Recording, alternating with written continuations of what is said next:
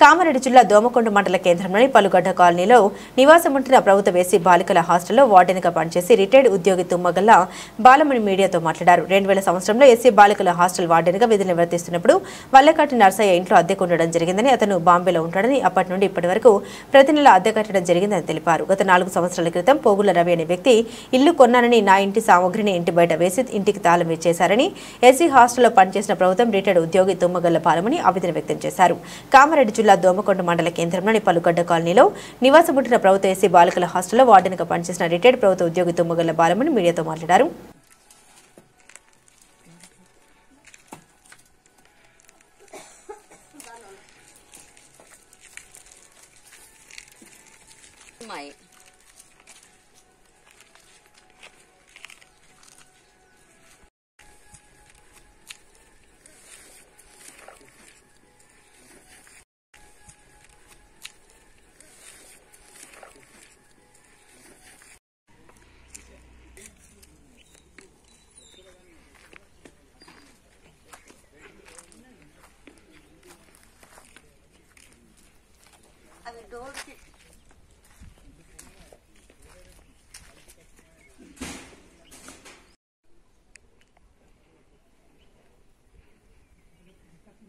తుమ్మగల Balamani, wife of Pochaiah.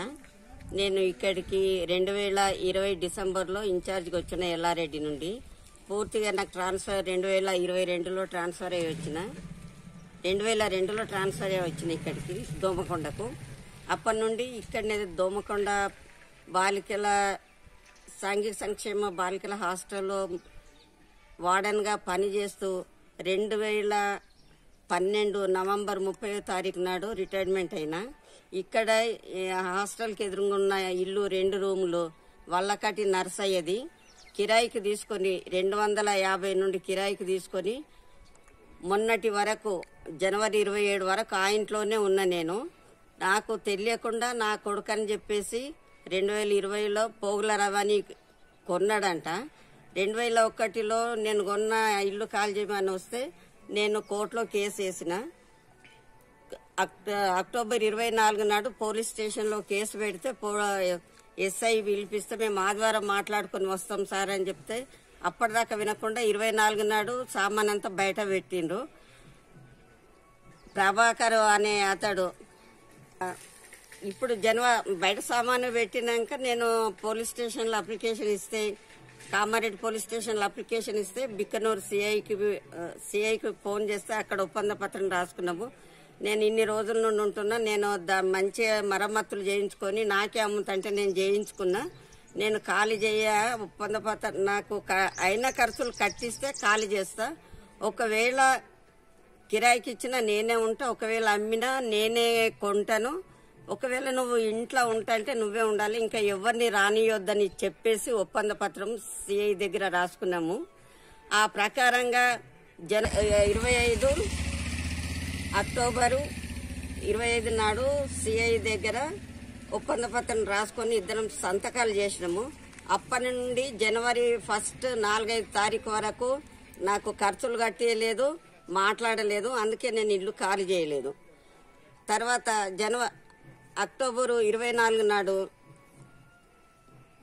దగ్గర మాట్లాడుకున్న ఒప్పంద పత్రం ప్రకారము వాళ్ళు నాకు ఖర్చులు కట్టేయలేదు, నేను ఖాళీ చేయలేదు. బలవంతాన జనవరి 27 నాడు వచ్చి ఇద్దరు అబ్బాయిలు రవి వచ్చి నన్ను బయటకు నూకేసి సామానంతా బయట పడేసి తాళం వేసుకొని పోయిండ్రు.